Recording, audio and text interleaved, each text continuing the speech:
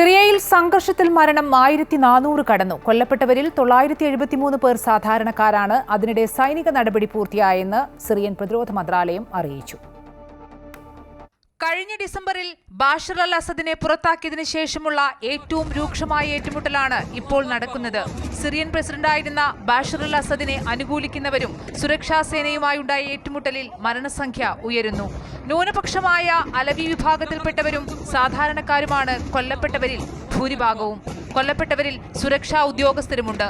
സിറിയയിലെ ആഭ്യന്തര യുദ്ധം ആരംഭിച്ച് 14 കൊല്ലത്തിനിടെ ഇതാദ്യമായാണ് സംഘർഷത്തിൽ ഇത്രയധികം ജീവനുകൾ നഷ്ടപ്പെടുന്നത്. അസദ് ഭരണകൂടവുമായി ബന്ധം പുലർത്തിയിരുന്നവർക്കെതിരെ സുരക്ഷാ സേന നീക്കം ശക്തമാക്കിയിരുന്നു. ലതാകിയയിലെ ജബ്ല നഗരത്തിൽ തുടങ്ങിയ സംഘർഷം മറ്റിടങ്ങളിലേക്കും വ്യാപിക്കുകയായിരുന്നു. ലതാകിയ നഗരത്തിന്റെ ഭൂരിഭാഗം മേഖലകളിലും വൈദ്യുതി വിതരണവും കുടിവെള്ള വിതരണവും തടസ്സപ്പെട്ടിട്ടുണ്ട്.